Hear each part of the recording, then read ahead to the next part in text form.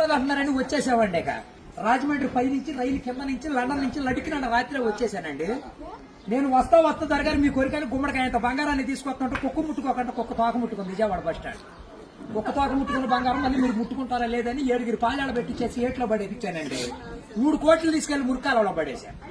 మా ఇంట్లో కోట్లు కుక్కలు తింటుంటాయండి, లక్షలు లక్కలు తినేస్తుంటాయి, ఎలుకలు తినేసి చిల్లర సేవలు తినేసేస్తాండి. ఇక కాగితాలు కట్టుంటే కాగితాలు తీసుకెళ్లిపోతాం. మాకు పొయ్యిలో ఎండి ఇంట్లో బంగారం ఉందండి, కాకపోతే ఇంట్లో వాళ్ళు ఎసట్టాలు బియ్యం లేక ఎండిపోతున్నారు. గురువుగారు మీకు ఏమన్నా డబ్బుకి కానీ ధాన్యానికి కానీ ఏమన్నా లోటుగా ఉంటే మా కౌరు చేయండి, మేము పంపించేస్తాం.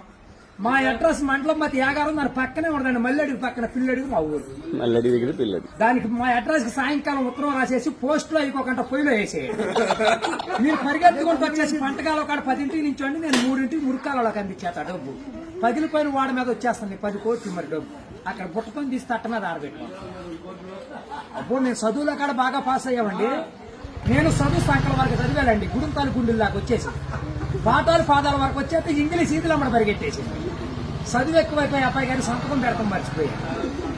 సోనియా గాంధీ గారి దగ్గరికి వెళ్ళి ఉద్యోగం అడిగానండి. రాత్రి రాజీవ్ గాంధీ గారు రాసిచ్చారు ఈ ఊళ్ళో ఉద్యోగం అయితే సంతకాలు చేసే పని ఉండదు.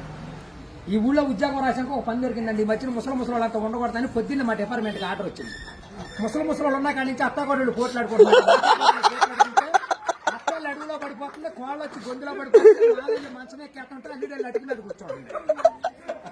అందుకని ముసలి వాళ్ళంతా తీసుకెళ్లి మెగాస్టార్ చిరంజీవి గారి దగ్గర చేర్పిస్తున్నాం.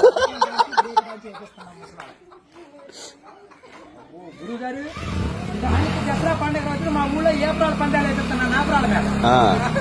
ఏప్రాల్ పోట్లాడుకుంటే నాపరాలు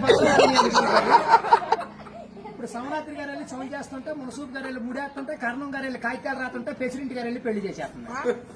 ఇప్పుడు ఆ పెళ్లి భోజనాలకు ఎక్కించుకురమ్మని మా ఇయ్యంకుల వారు ఊపిలేని విమానాన్ని పంపించారండి.